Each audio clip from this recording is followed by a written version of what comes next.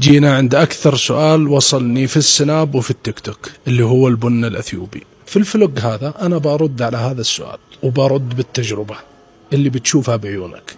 وهنا في الكافي هذا طلبت الفيسكستي، قلت خليني أجرب القهوة المختصة في أثيوبيا بحكم أنه أثيوبيا تعتبر أصل القهوة يعني.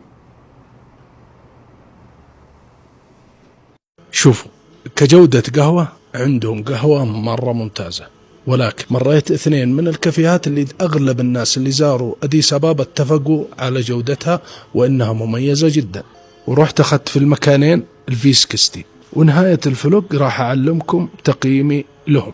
بصراحة التقييم راح يصدمكم، لكن وجهة نظري في النهاية بعد بحث وتحري لقيت هذا المكان.